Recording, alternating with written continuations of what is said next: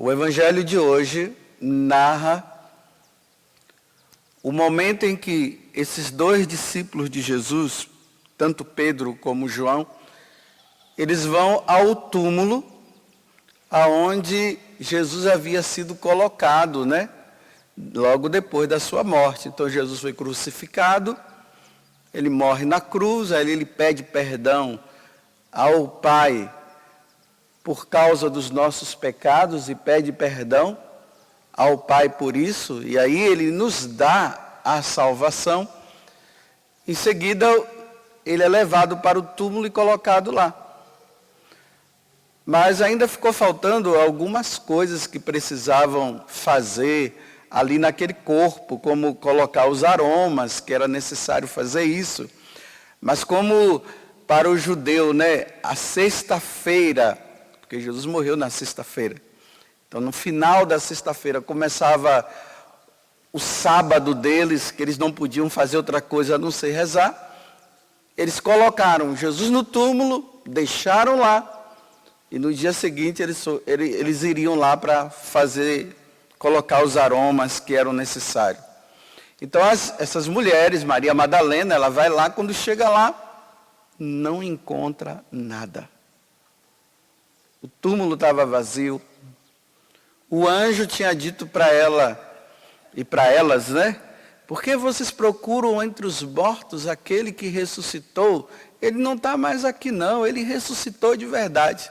Vai lá e fala para os apóstolos. Ela vai e fala. Então os apóstolos ainda não tinham lidado com essa situação de uma pessoa que morre e depois você encontra ela viva de novo. Nem nós estamos acostumados com isso, imagina, né? A gente vai no enterro, chega lá, a pessoa levanta, todo mundo sai correndo de medo. Então os apóstolos vão lá. Quando eles chegam lá, aí é a narração de hoje, né? João deu uma olhada, não viu nada. Pedro foi lá também, não viu nada. E aqui diz o final que ele acabou acreditando. Acreditando o quê? Que Jesus ressuscitou de verdade, que aquilo que Jesus havia anunciado aconteceu. E que Jesus é Deus, ele ressuscitou. E se Jesus ressuscitou, se nós passarmos a vida aqui na terra e cumprirmos os mandamentos da lei de Deus, fazermos o que ele nos pede, fazermos o bem para o outro, perdoar o próximo e tantas outras coisas, nós iremos ressuscitar para estar com Deus um dia. Porque nós poderemos ressuscitar para não estar com Deus. Porque todos aqueles que fizerem o contrário do que eu acabei de dizer, vai ressuscitar, mas vai para a condenação eterna, vai para o inferno. E aqueles que cumprirem a vontade de Deus, quando morrer, ressuscitará e vai para o céu para estar com Deus. Então, olha, isso aqui precisa ficar bem claro para nós. Vou repetir. Quem passa a vida aqui na terra, vivendo uma vida santa, vivendo uma vida com Deus. Aí, olha, dá uma olhada lá nos mandamentos se você cumpre os mandamentos. Não fuja não, tem que olhar. Se você não está cumprindo os mandamentos, há uma chance para mim e para você, porque eu também posso não estar cumprindo os mandamentos. Então, o que é que eu preciso fazer? Eu preciso procurar um sacerdote e me confessar e voltar a levar uma vida santa.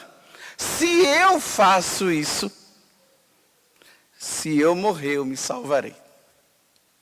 Se eu não faço isso, ao morrer, não me salvarei. Espero que isso tenha ficado muito claro para você. Porque o que eu estou falando aqui agora, vocês que costumam talvez aí nas missas, ou em encontros, ou pregações que vocês ouvem, vocês não costumam mais ouvir isso. Você ouve assim, que todo mundo está salvo. Que todo mundo se salvou. Mesmo aquela pessoa que levou uma vida errada e levou uma vida sem Deus, você vai sempre ouvir as pessoas dizer assim, está salva, está no céu. Então, se é assim, quem já está acostumado a me ouvir, eu vou repetir. Se é assim, não precisa ter missa, não precisa ter padre. Se for assim, ninguém precisa lutar contra o pecado, porque no final de tudo, todo mundo vai se salvar. Só, meus irmãos, que não é assim. Eu tenho que dizer para vocês que tem pessoas que estão sendo condenadas ao inferno. Aquela pessoa que talvez você foi lá e participou do enterro dela, e naquele momento lá das orações que foram feitas, as pessoas chegam para os parentes e dizem assim, descansou. Esse descanso pode ser daqui, mas não descansou coisa nenhuma. Foi condenado ao inferno. Como pode ser que realmente esteja no céu. Mas eu repito, vocês não vão ouvir um sacerdote dizer diante de um enterro que aquela pessoa está condenada ao inferno. O sacerdote não vai dizer isso. Mas não é porque o sacerdote disse que significa que ela não esteja.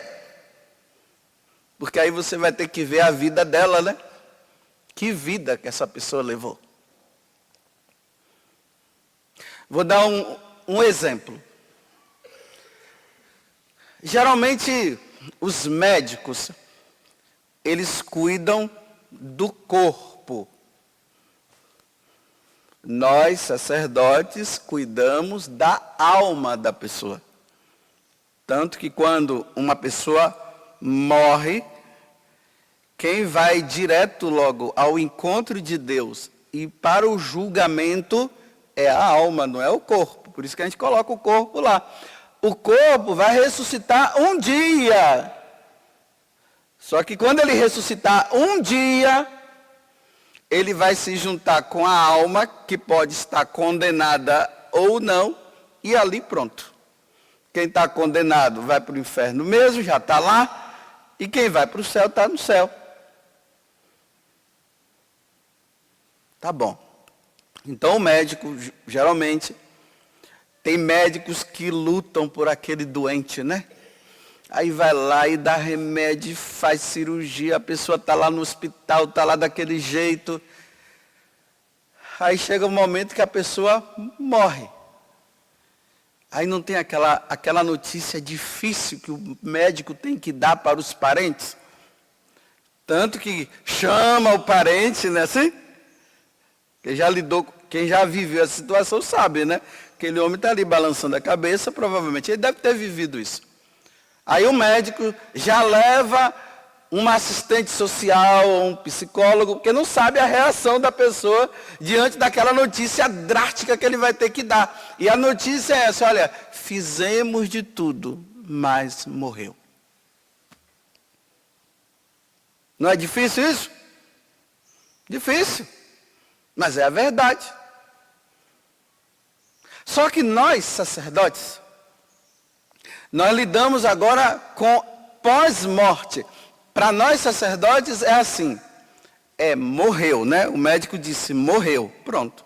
Mas para nós podemos dizer assim, olha, pela vida que essa pessoa levou, fique calmo, fique em paz, ela ressuscitou, ela está com Deus agora. Olha, pela vida que ela levou. Não viveu uma vida errada. Ou pode ser que o sacerdote, vendo aquele tipo de vida, ele diz assim, Tá difícil. Mas ele não vai falar para vocês. Não vai falar, porque senão vocês vão ficar doidos. Imagina o padre chegar e dizer assim, olha, não tem jeito não, viu?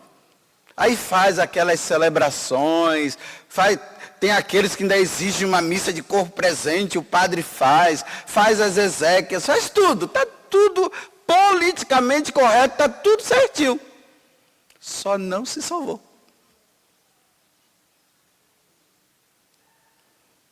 E agora vem o exemplo. Recentemente eu recebi uma notícia que eu não queria receber em relação a uma pessoa. Essa pessoa morreu. E aí, eu conhecia a vida dessa pessoa. Eu conversei com essa pessoa algumas vezes.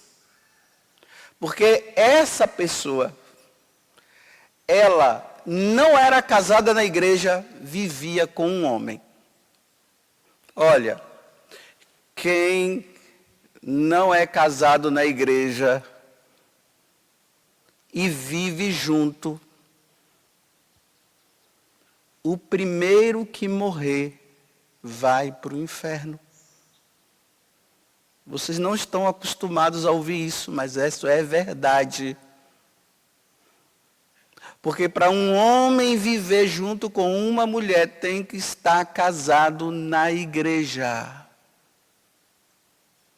Não é no civil. Pode até casar no civil. O civil é uma exigência, né? Que nós, católicos, como nós devemos dar o bom exemplo, então se casa no civil, porque as leis civis exigem que a pessoa case.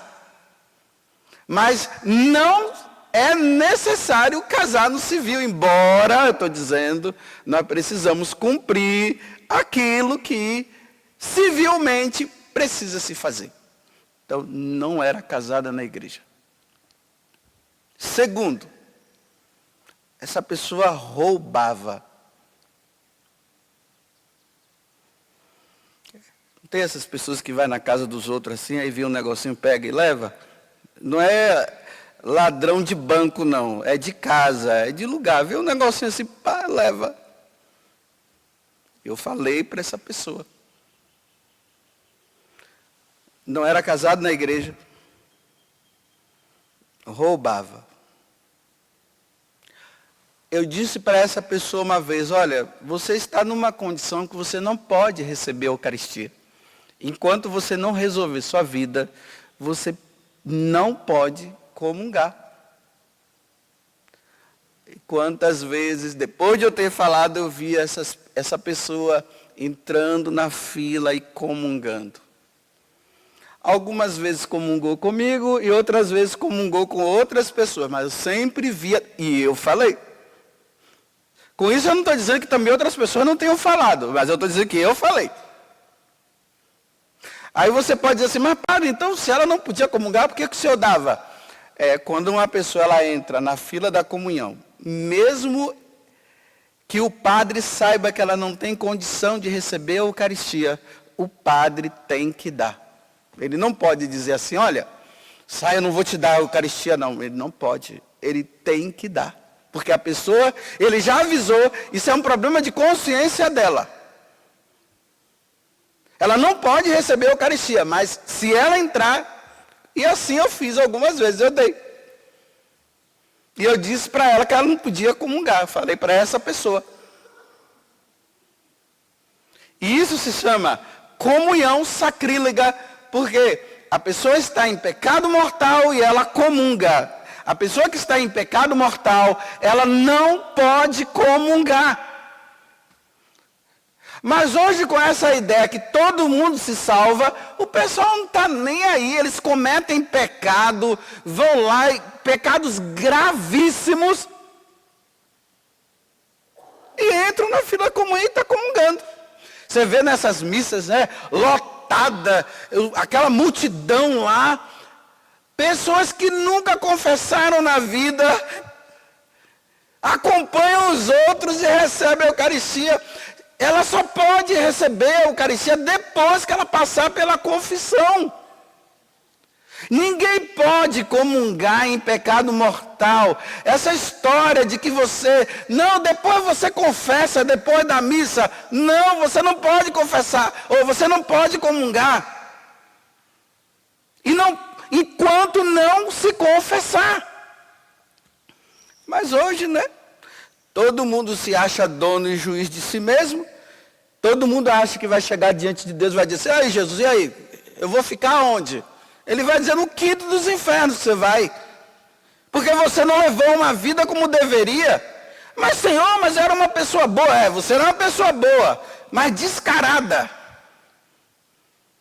Você não cumpriu os mandamentos.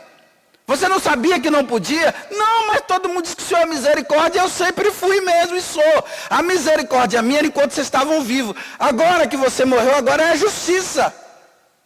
Vocês estão acostumados a ouvir isso? Não estão. Todo mundo se salva, então todo mundo entra. Está certo. Quer dizer, está errado, mas está certo de onde que eu estou falando. Essa pessoa morreu. Morreu sem receber os últimos sacramentos. Você sabe qual é os últimos sacramentos? É a unção dos enfermos, que antigamente se falava extrema unção. Na unção dos enfermos ainda é a última chance da pessoa. Pode ser que ali ela confesse, ela recebe a unção dos enfermos, ainda recebe a Eucaristia quando dá, porque tem pessoas que não dá mais para receber a Eucaristia. Não recebeu os últimos sacramentos. Quando eu soube da notícia, a primeira coisa que eu fiz foi começar a rezar pela alma dessa pessoa. E comecei a rezar. Colocava o nome dela nas missas, ia ali, rezando e falando. Só que agora, mas lá no fundo, algo me diz que ela foi condenada. Que não adianta mais eu rezar. Ela foi condenada. Não adianta rezar mais não. Diante de todo esse diagnóstico que eu estou trazendo para vocês, eu não quero acreditar, mas eu vou ter que acreditar. A pessoa não se salvou.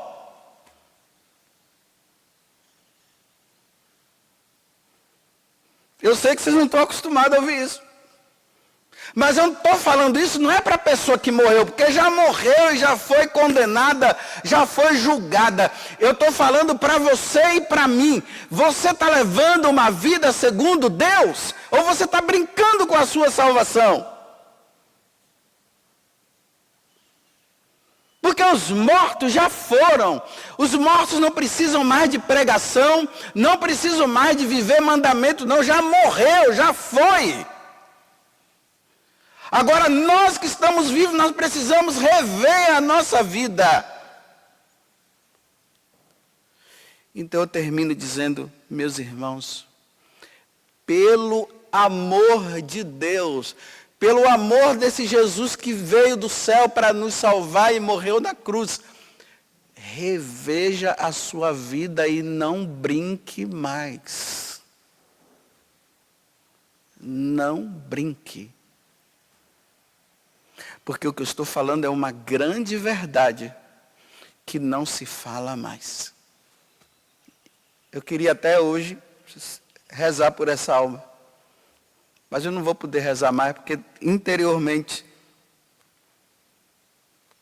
eu já tenho essa certeza. Ela não se salvou. Não adianta mais. Teve toda a chance. Não se salvou.